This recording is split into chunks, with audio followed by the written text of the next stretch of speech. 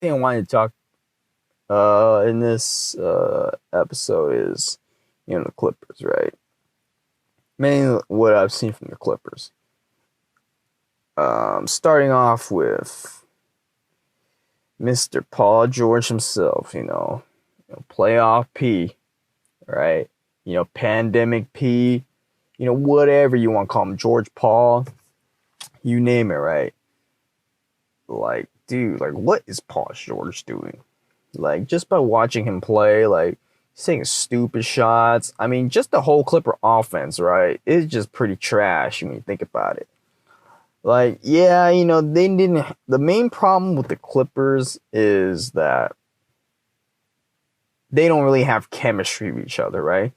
Every day there's something wrong with the Clippers lineup. Either, Kawhi's out for load management, PG's out for shoulder stuff, Patrick Beverly's out for thigh injury or whatever's.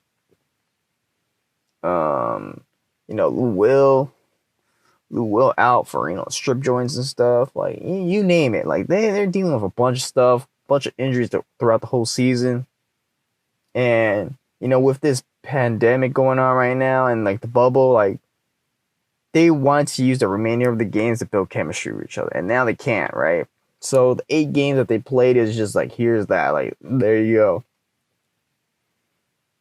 I don't know what Doc Rivers is doing, to be honest. Like, I mean, this dude just always loves just rotating weird lineups every game. Like, I don't know what offense they're running. It's more of a, like, here you go, here you go. Like, it's your turn, isolation play. Like, like, yeah, it can work because you guys have a lot of, like, sorry. You guys have, like, a lot of, like, great isolation players, right? You got, like, Kawhi Leonard, you got Lou Williams, you got Paul George and stuff like that. Hell, you even got Marcus Morris, right? So I've seen this dude post up and like run plays by himself. So whatever. But stuff like that. It just the team just does not look prepared whatsoever. And they're gonna run into more issues. Like for them to like struggle as much against the Mavericks from just what I'm seeing is it's kind of like, give me a thought. Like, dude, like you're supposed to be known for like defense, right? I mean, there's just no perimeter defense in play as of right now, though, what I'm seeing. Like, dude, lack of discipline, lack of, IQ as of right now is just like low. Like, what is going on? Like, how? Like, you would think the Clippers would like step it up, right? But there's a lot of growing pains going right now. Now, am I, switching my pick from the Clippers off to win the championship? Not really. I still have the Clippers winning the chip so far. But, I mean, just from their play right now, I'm thinking like, dude, they're like super vulnerable right now. Like, I mean, just watching Paul George play right now, I'm like, dude, like, what's going on, Paul George? First of all, before like the playoff starts, this guy said that his shoulders were the healthiest it's ever been, right? Because he's always had injuries going into the playoffs. I mean, just by going back to OKC, right? He had like that MVP caliber season where he was arguably defensive player of the year and a top 3 MVP candidate, right? I mean, this dude is putting up Kevin Durant like numbers in OKC. Like when I say Kevin Durant like numbers, I meant like OKC Kevin Durant numbers. And this dude was dominant, like on the defensive end. But he played like so hard, like he went to the postseason with like shoulders messed up like pretty badly, so that kind of affected his shot. So when you look at the series, like in the Portland Trailblazers series, like his percentages were down. It's because both his shoulders were messed up and stuff, and like that. Like, I mean, this dude was hustling so hard. I think he hurt like in one of his hustle plays for like defense, but you know whatever. It's like now that he said that, oh, this is the healthiest I've ever been from that break off, right? Like everyone had a break off. Like he goes in game 2 when they lost, like he ices his shoulder. I'm like, what is going on, Paul George? Are you telling me his shoulder's messed up again?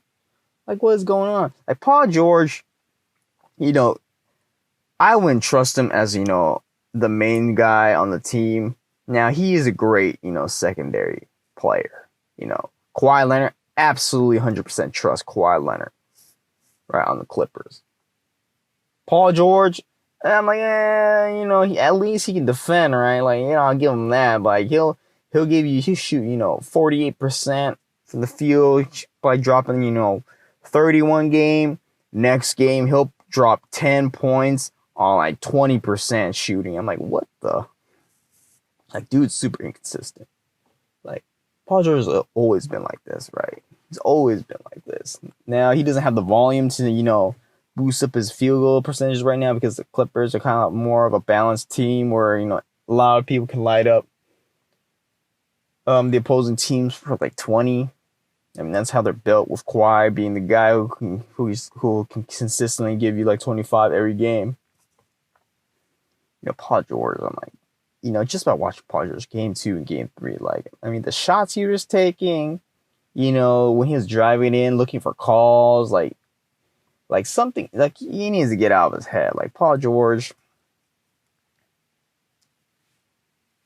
is kind of disappointing right now. Like, you would think, right? Like, the amount of shit that Paul George was talking, like, to, like, Damian Lillard, the amount of shit he was talking to the NBA fans that, were kind of, like, bugging him, like, hey, game 2, what happened, right? And he told everyone, like, hey, y'all need to shut the fuck up, right? Like, I'm gonna be who I'm gonna be. Some of that sort. Like, he posted, like, some Instagram post where he was, like, putting the fans on blast. And the fact that he being an even worse game after that, and then he said that, some sort of like shot against James Harden. I'm like, I'm not James Harden, right? I'm no James Harden. I'm no, that's not my knack is to shoot the ball and score the ball. I can, and I pride myself on being effective on both ends. But it's gonna be nights like this where I just can't make a shot, and I can't allow that to affect my game. Like, relying on scoring, like, I got defense. Like, I'm like, Paul George looking like a clown right now, dude. There's something about Doc Rivers, right? I mean, you think Doc Rivers, you think of like guys like he coaches teams that are like pretty like unlikable. Like, you think about the Lob City Clippers, right? CP3, Blake Griffin, DeAndre Jordan, those dudes are some douchebags, right? Like, the only cool guy you would think on the Clippers was like Jamal Crawford. He's chill. Jamal's chill, right? And then you go to the Celtics, right?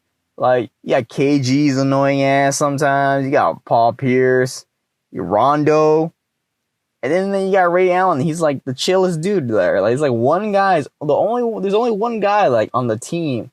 The everyone's like, all right, this guy's pretty cool and stuff. Like, that's like Kawhi right now for the Clippers. Like, Kawhi is like, like the chillest dude there. You got Montrezl Harrell, not really, after what he said to Luka Doncic or something, ugh, like, all right, dude, like, relax. Then you got Paul George's clown ass. Then you got Lou Will's clown ass with, the stripper joint stuff. Like people are not really that likable on the Clippers. Like, they got what, one of the Morris twins? Like, oh, man. I mean, just thinking about it, like, who's it, like, it's like Doc Rivers has something. Like, something's in the water that, Doc Rivers is giving this player that they're making them pretty unlikable. I mean, just by thinking about it, like with previous teams, like, who was even like likable? I mean, there's only one dude. I mean, going back to the Magic, like what? T-Mac? Going back. Like, Grant Hill wasn't really even playing because he got injured. Just by going back. Like, who? Something, is up with Doc Rivers' teams and stuff. Like, for me, Doc Rivers is one of the most overrated coaches, but, that's another story for another day.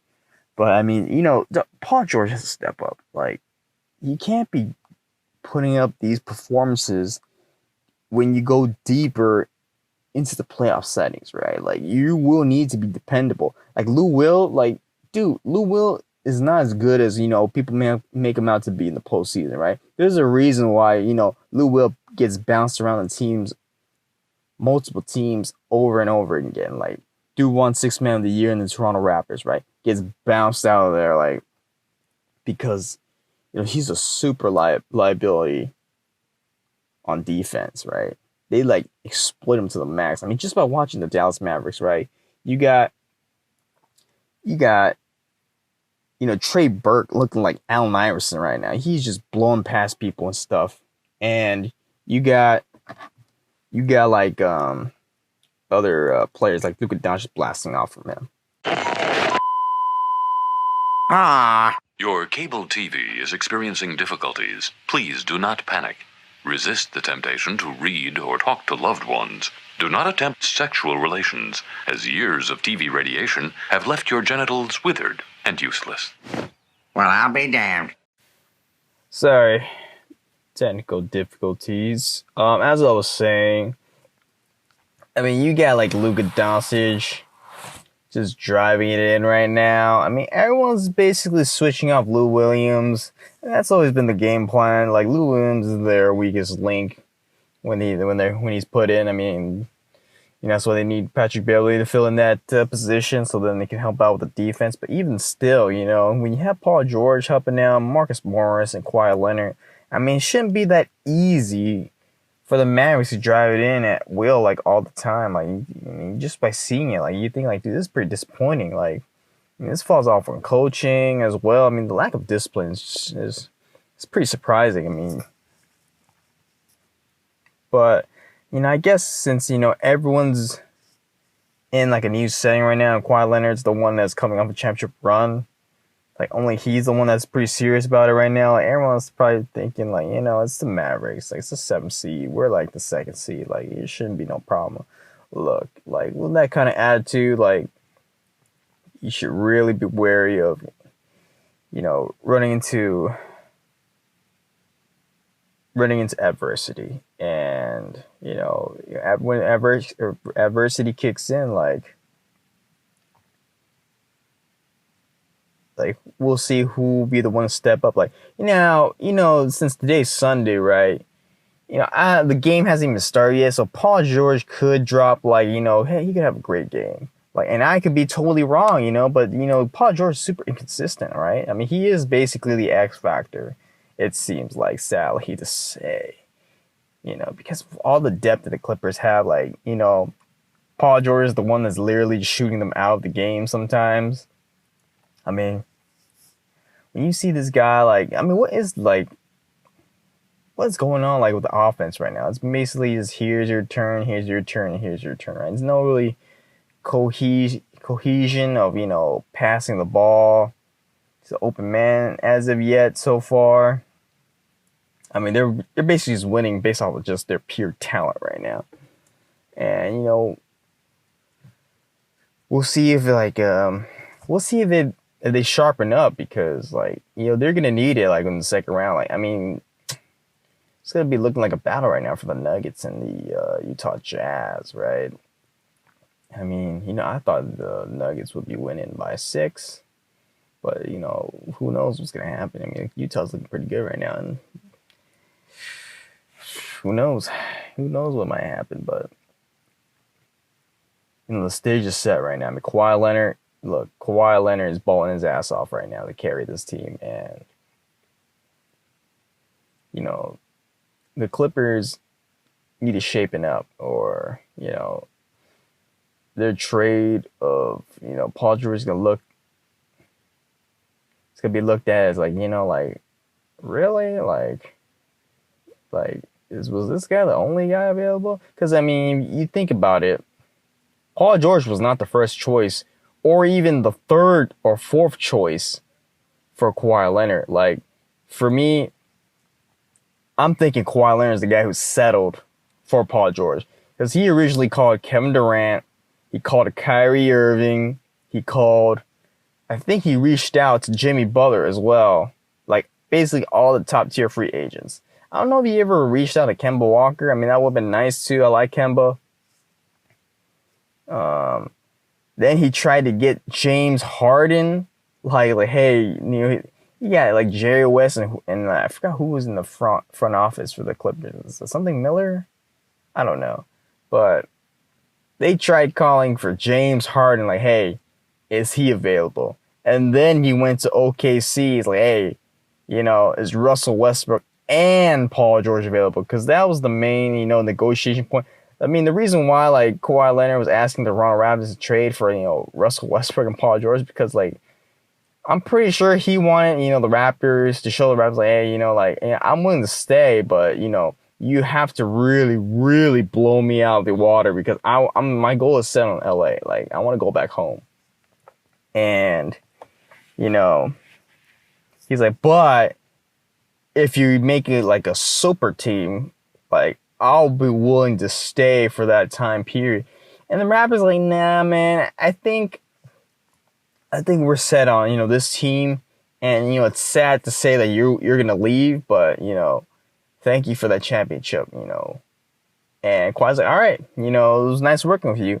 Peace out. I'm in the Clippers right now.